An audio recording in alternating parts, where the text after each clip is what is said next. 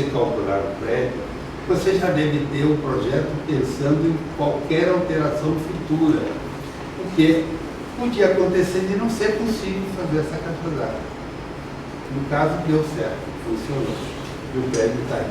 Então, às vezes, você pensa que o cálculo foi perfeito e não foi, porque aquela carga que você usou no projeto para calcular é uma carga que nunca foi colocada e provavelmente nunca será também. Bom, um outro prédio que eu calculei em 1954, eu sei do ano, que foi justamente o ano que eu fui para a Alemanha. Eu tinha terminado o cálculo em abril, em setembro eu fui para a Alemanha, não soube mais de nada do que aconteceu. Construíram o prédio de ausência e tudo, não se falou mais do prédio.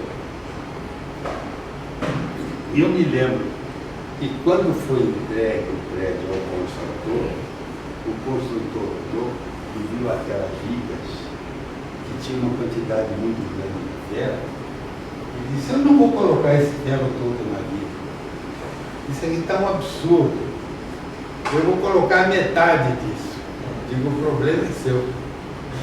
A minha responsabilidade está naquilo que eu estou lhe entregando.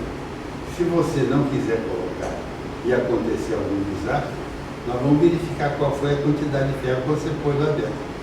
Então, eu vou ficar livre de qualquer culpa de um desastre que possa existir. Eu não sei se ele colocou a metade. Nunca mais fiquei sabendo. Fiquei 2 anos na Alemanha, voltei, o prédio já estava pronto, não me falaram nada. Eu achava que estava tudo bem, né? Nem me preocupei.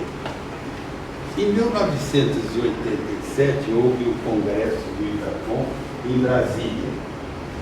E eu pensei em escrever um artigo sobre isso. E escrevi sobre essa estrutura. O edifício se chama Edifício Maria Clarice. Tem 6,5 metros de frente. 6,5 metros de volta. Mas são 13 andares. Quer dizer, isto aqui se repete 13 vezes. 3 andares. E o prédio está encaixado num terreno estreito e não tinha nenhuma construção até aquela data em volta dele. Era na rua Duque de Caxias, entre o Largo do Arocho e a Avenida São João. Então não existia nenhuma construção daquele lado da rua. Do outro lado sim, mas daquele lado não tinha nada. Depois é que vieram a ser construídas outras obras. Então aquele prédio com 13 andares, que tinha 30 metros de extensão da frente até os fundos, ele confinava com um terreno vizinho que não estava construído ainda, e do outro lado com outro terreno visível ainda não construído. Então, essa parede não podia ter janelas porque estava com o terreno visível. Essa outra parede também não podia ter janelas. Então, só tinha entrada, janela pela frente e pelos fundos. Bom, então esse prédio foi construído. Nessa ocasião, 1987, então de 54 a 87, dava 33 anos, né? Então foi a ocasião, não, 33 anos. Na ocasião, eu quis visitar o prédio para ver como é que ele estava. Quis visitar para poder escrever um artigo que foi publicado no IBRACON. A maior dificuldade foi convencer o síndico que não tinha erro nenhum, que eu estava querendo ver o prédio para ver como ele estava. Era uma curiosidade científica. Eu falei, não, ele deve ter verificado os cálculos, e verificar que tinha erro, está com medo que o prédio caia. E começou a espalhar para os clientes essa ideia. E foi uma luta, dizer, é uma curiosidade científica. Vou publicar um artigo para ser apresentado no Congresso. Então, o cálculo feito em 54, se fosse feito hoje, daria a mesma coisa. O prédio está perfeito, seria necessário calcular de uma maneira diferente, colocar mais ferro ainda do que foi, ou não. Hoje já tem ferro suficiente, poderia ser até tirado, como aquele construtor dizia que ia colocar metade dos ferros. Então, o maior problema foi o problema humano, de mostrar que não tinha nenhuma suspeita. O que eu queria saber era a verdade, como é que estava funcionando hoje, de acordo com a mudança das normas e tudo. Foi justamente a ocasião em que a norma estava sendo alterada, né? Bom, então, se pergunta, será que não foi aplicado o vento nessa estrutura? Olha, nessa época não se calculava muito o efeito do vento. Em 1954, a gente só calculava vento em estruturas que apresentavam algum aspecto de preocupação.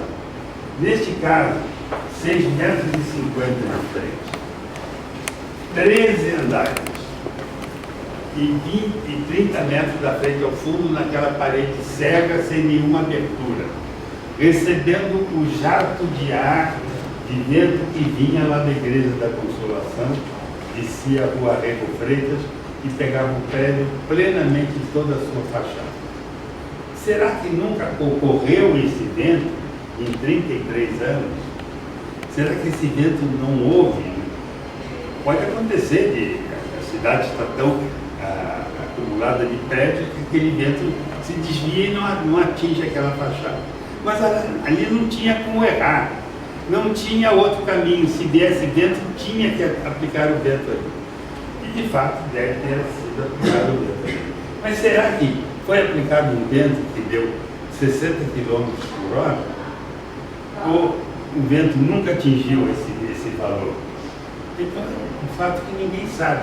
Hoje em dia eu vejo que está perfeito, o meu cálculo foi perfeito, eu sou o máximo. Não pode dizer isso. Pode estar perfeito porque nunca existiu. Se aplicasse um vento de 60 km por hora, talvez aquele prédio tivesse caído. Então a gente só vai verificar. Então foi feito o cálculo com os computadores de hoje, foi verificado com as cargas de norma de hoje, foi verificado as armaduras e deu um resultado curioso. Um dos pilares, um deles, era o pilar da região do elevador, deu a resposta. Impossível o dimensionamento. O computador dá esse alerta. Então, esses programas que a gente usa hoje, por exemplo, eu fiz um cálculo com o programa da TQS, a TQS é um dos melhores programas para prédios que nós temos. Nesse programa, depois de fazer o cálculo, ele dá uma série de alertas. Erros ou precauções a serem tomadas. Se forem erros, ele dá impossível dimensionar. É um erro. Quer dizer, com aquela dimensão do pilar e colocando o máximo de armadura possível lá dentro daquele pilar, ele não teria ainda a capacidade portante suficiente para aguentar aquelas cargas de produção. Então, todas as vigas deram resultado satisfatório, todos os pilares, menos um deles que deu a mensagem: impossível o dimensionamento. Isso significa que ou eu teria que usar um concreto de resistência mais alta, ou então aumentar a dimensão do pilar para caber a quantidade de ferros exigida. Porque se eu fizesse com aquela dimensão, dava tanto ferro lá dentro que não dava para concretar o pilar. Quer dizer, ficava impossível uma execução cuidadosa de acordo com as prescrições da norma. Então, é aquele pilar que está lá, não tem falha nenhuma, não tem trinca, não tem nenhuma trinca em paredes, nem paredes de alvenaria. Quando aparece a força horizontal de vento, sempre alguma parede vai trincar, principalmente nos últimos andares, quando acumula o efeito do vento com o efeito do aquecimento térmico do solo. Então, neste caso, não tinha nenhuma trinca. E mensagem do computador: impossível o dimensionamento. O que significa impossível dimensionamento? É que aquele pilar, com aquela resistência do concreto especificada no desenho, exigiria uma quantidade de ferro superior ao máximo permitido nas normas. Quer dizer, que não era possível dimensionar. Ou aumento a dimensão do pilar, para caber os tempos,